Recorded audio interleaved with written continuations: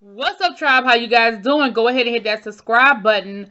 And hope you like this video. This is the Real Housewives of Erica Jane, season 11, episode 9. That is what this has become. This episode was. We're gonna get to it, but the Real Housewives of Erica Jane. But before we get there, let's start off with we pick up where we left off. We have the argument going on between Sutton and Crystal. Listen. Crystal is one of those people, she's not going to back down. She's not going to bend. Sutton is one of those people that she does something, she gets caught up in it, and she uses her tears to get her out of it. So I think with the two of them, they are going to clash. At the end of the day, I'm really sick of talking about this whole situation that happened down to the Lake Tahoe. But let's boil it down. Sutton insulted Crystal's clothes. All the ladies ran after Sutton. Crystal was standing there like, I'm not really understanding this whole situation. Like, why are we coddling Sutton? Like, I feel like that was her whole affect. Then they tried to get her to apologize, and Crystal was like, I'm not going to apologize for using the word violate. I used it right, and that's it, that's all. Like, I used it correctly. I'm not going to apologize for using a word the way Webster said I could use the word. Then they got into, well, Sutton, what is it that you need in order for us to move forward? And of course, Sutton is trying to get an apology, and Crystal's like, I'm not. So she brought up the word manic. She said, well, you called me manic, and I just need you to retract that and take that back. And Crystal was like, I'm not. And she said, well, so then the rest of the ladies tried to explain, well, Sutton's dad committed suicide, and he was manic, and that's a trigger for her. Crystal was like, I mean, I'm sorry about that, but I'm not retracting it. Like, it was just. Then she told Sutton, you are an awkward woman or something. And of course, the whole group was like, oh shit. But here's the reality. Crystal said what y'all already be thinking and what y'all probably done already said behind Sutton's back. So a part of me ain't mad at Crystal, but then there's another part of me that's like, girl. Anyway, we moved on. And 4 days later, Kyle, Dorit, and who was it? It was somebody else. And Kathy were all diagnosed with COVID. And so the whole crew had to quarantine for 14 days, for 2 weeks. So, of course, that slowed down production. But in the interim of them having to quarantine and not film for 14 days, that is when the shit started hitting the fan as far as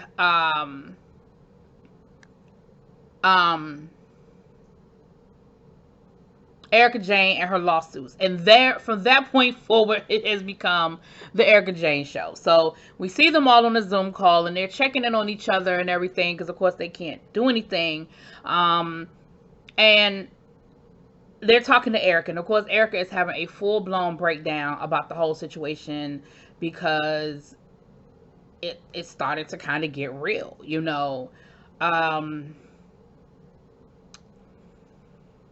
And then we see the ladies just sort of talking amongst each other. Well, do you believe it? I don't believe it. You believe it? I don't believe it. And remember, and you're kind of going to see the chronological order, because at this point, it just seems like all of these things are being thrown at Erica.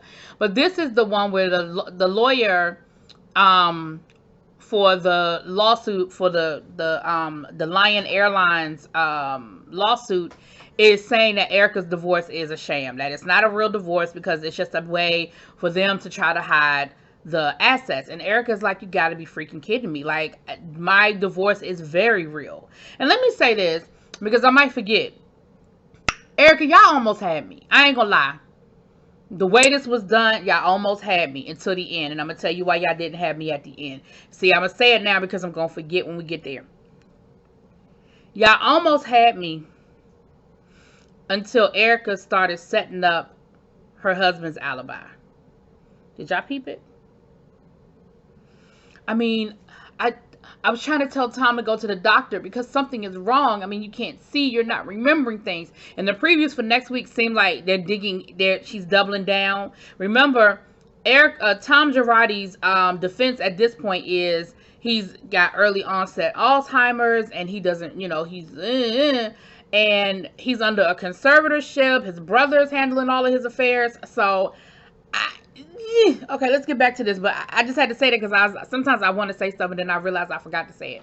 So let's get back to this. So the ladies are all there. Erica's having a whole breakdown. I think we saw more emotion out of Erica Jane in this episode than we saw in all of her seasons on the Real Housewives of Beverly Hills. I'm serious.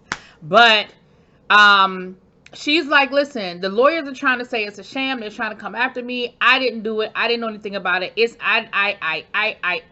Now, at no point in time did I hear her say, listen, I am so sorry about the victims whose money Tom spent. And again, I don't know how much of what her lawyers are telling her not to say. I don't know. So then we see Lisa Rinna,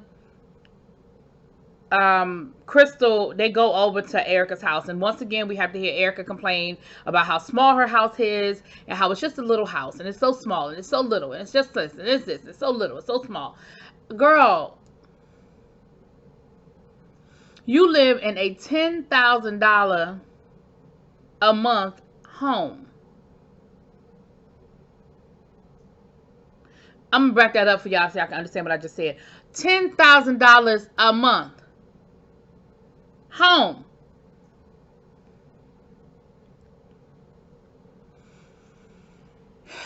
Anyway, so the ladies go out by the pool. They sit in the cabana by the pool and drink a little champagne.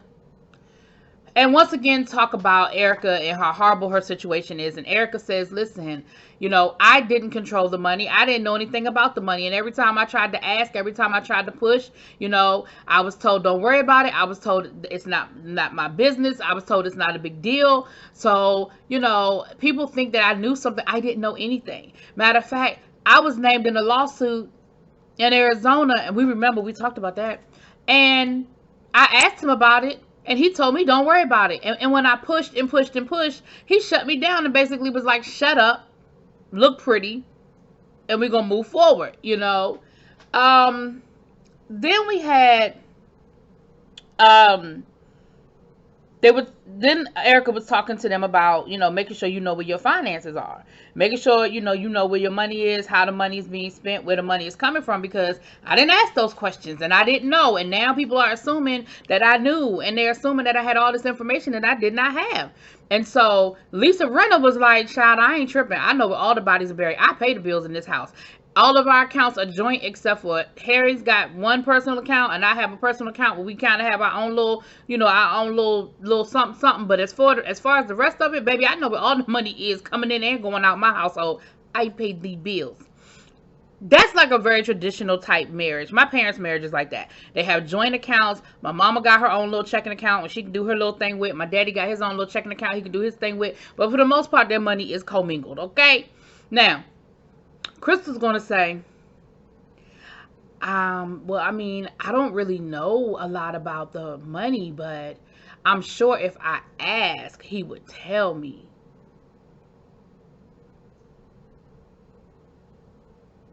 Girl, you better listen to what Erica Jane's trying to tell you, because whether Erica Jane know or did not know, that's some good advice, okay? You better listen to what she's telling you, and you better go on and ask your husband what's going on with that Lion King residuals and stuff, girl. Then we had Garcelle went to go visit Kyle down. You know, Kyle's in COVID. She said the whole house done left her, honey. She said her husband took the kids. They went to Arizona for 2 weeks, and they was like, we'll be back when you get a clean COVID test, okay? So she's in the house by herself, child. Probably just her and the damn dogs. Garcelle stands outside and she just talks to her over the balcony or whatever. And again, they're having a conversation about Erica. Oh my gosh, can you believe it? I mean, that's not the woman we know. I mean, do you think it's true? Oh my goodness, I can't believe this. Anyway, so there's that, okay. Then we had a scene with Kathy. Kathy was... Y'all love Kathy Hilton. I love Kathy. We see Kathy howling at the dogs, child. Kathy is howling at the dogs. The dogs are howling back. They are having their own conversation. They are having their own moment. And at first I thought it was Sutton. And then I was like, no, that is Kathy Hilton howling at her dogs. So this is after Of course, obviously, this is after Kyle is out of quarantine. She's been cleared. Kathy's been cleared, and it's funny because now you see them taking some very serious precautions that they weren't taking before. They're not hugging, they ain't kissing, they not doing none of that stuff. They're wearing masks a lot more. I was like, y'all's playing games, okay? So Kyle had a really real conversation with her sister about Portia. She was talking about how bad she feels with everything going on with COVID, how being isolated made things worse, than before. And she said, listen, I feel really bad because I hear parents talk so much about how their kids are like, I'm missing this and I'm missing that and I'm missing out on this and I'm missing out on that. And my daughter is perfectly fine sleeping all day long. I don't think she feels like she's missed anything. She ain't missed talking about high school and all of these different activities. She said, I wish that I had kept up with her in dance and in these different things, because then maybe I could at least have an instructor come in and work with her. But she has no interest. She has no social groups. She ain't in Girl Scouts and stuff like that. And I feel like I am failing as a mom because I'm really, really worried about my child. And she didn't use the words depression, but I feel like that was sort of like the unsaid word. And, Kathy was like, listen, there are a lot of parents dealing with this. You're a good mom. You're going to figure it out just like the rest of us are figuring it out. Don't stress yourself out because this, this is something that none of us have dealt with before. And of course, she dropped a couple of Kathy isms in there, child. Right now, at the top of my head, I need to write Kathy isms down because I can't remember. But of course, we got a couple of Kathy isms in there, But she gave her some good advice. She was a good big sister in that moment and gave her some good. Dang, she said something, y'all, because I missed the hunky dory. And she said, "Who is hunky dory, child?" But she said something else. I'm mad that I can't remember. But anyway. But it was a good conversation. And I think, the thing about Kyle we know has a lot of, quirks and anxieties and stuff like that. But I do understand where she's coming from with that one, especially, with your kids and dealing with this and the whole social situation and the fight with it. You know what I mean? Like it really is a lot. And I do understand. And I felt like that was a good scene. Then we had Lisa Rinna talking to her daughters about her vintage dress collection. Listen, it was cute and it was great. And I feel like that was a filler scene because who cares? Don't get me wrong. That's nice that she's got all these nice vintage, original designer dress pieces that she wants to pass down to her daughters and all that good stuff. It's cute and all, but I don't care. I don't care. Then we had Sutton and Lisa hooking up, and Sutton's daughter's there. We get to meet her daughter. She's a freshman in college. She's a double major. She's smart as hell. We find out that Sutton was a very traditional, mom in the form of, you're going to have curfews, you're not going to wear certain clothing. You're not going to, it was funny because the first thing she said was, my children aren't allowed to have, lip fillers. And I was like, that was shady as hell, Sutton, that the first thing out your mouth was lip fillers and you talking to Lisa Rinna. That was shady. Funny, but shady. So while they're talking, of course, they have to talk about Erica again. Do you believe it? I don't know. I need more information. I wouldn't pass judgment until I get more information. And Lisa was like, of course you wouldn't. Why would you? All right, whatever. So then we have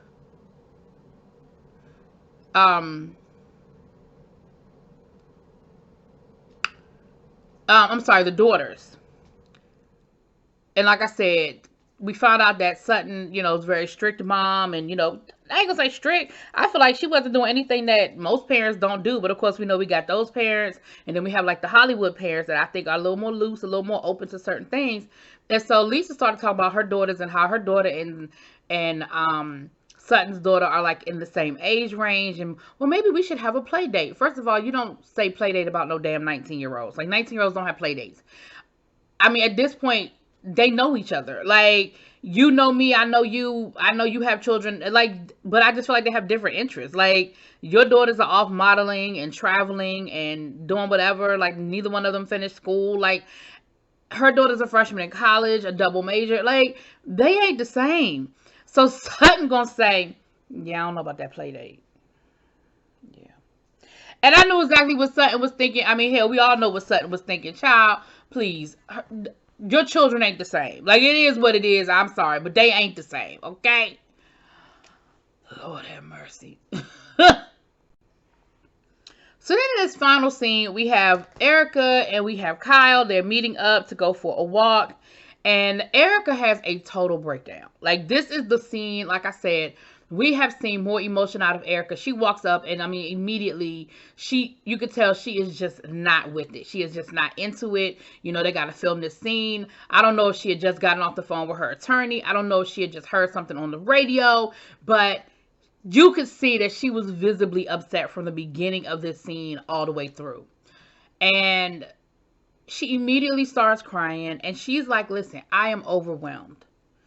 I am overwhelmed with this whole situation. I don't know what people want from me. They're accusing me of things. They're accusing me of knowing things. They're accusing me of having things. She was like, at the end of the day, I don't have it. I didn't do it. I ain't got nothing to do with it. I don't have nothing. I don't know anything about it. She said, you know, I haven't talked to Tom. And at this point, Tom is actually suing Erica. And she's like, I mean, he's coming after me. And I don't even have nothing to do with none of this. She said, I haven't talked to him. He hasn't talked to me. You know, she said, if he wasn't talking to me before, he damn sure ain't gonna talk to me now. She said, Tom is a nasty, nasty man.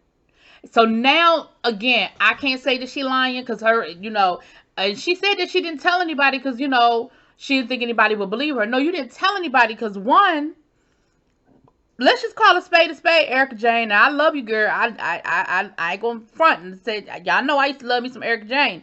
But let's call a spade. You didn't say nothing because you enjoyed the lifestyle. It was a necessary evil. It started off great and lovely, and you were his young hot thing. And as the years went on, you weren't so young no more, and he wasn't so, whatever no more, and he was doing his thing and you were doing your thing. And even though the romance probably was gone and it wasn't that same passion that y'all had once shared with each other, at the end of the day, guess what?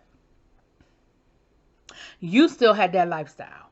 He still financed how you wanted to live. And at that point, it was a necessary evil. Unfortunately, now, all that shit is being taken away from you. And the end, there's no payoff here at the end. You walk, if you think that I don't believe that you walked away from that, from that relationship with the divorce thinking, okay, because y'all didn't have a prenup. But you saw what was coming. Like, you'd be a fool not to know that the avalanche was coming behind you. If we saw it coming, I'm pretty certain people was calling you and telling you this is what needed to happen and this is what you need to do. We also see, again, I was with you, Erica, even with the little runny mascara. I'm thinking to myself, didn't they make waterproof mascara in the 80s? Like, girl, why you got mascara running all the way down your face? I just felt like it was a whole moment you was creating. But even if I take that out of the equation, the minute you started creating this alibi for Tom, I was like, because you had me. I was like, damn. Damn. Like, when you see her going through the emotions and dealing with it, you like, damn. And again, she might be telling the truth about everything she's saying about Tom, that he was starting to be forgetful and he couldn't see that clearly. And she was trying to get him to go to the doctor and he wouldn't go to the doctor. Like, all of that.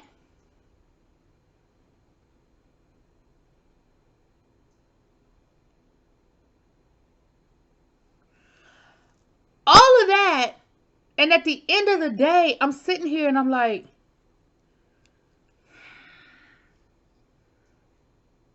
now I'm back at square one. Y'all tell me in the comments if y'all feel like I'm wrong, or if y'all feel like I'm doing too much, or y'all feel like I just jumped over something. Y'all let me know. If y'all feel like that ain't what I saw, is what I saw, okay? Anyway, it is what it is. Let me know what y'all think. Drop it in those comments. Peace.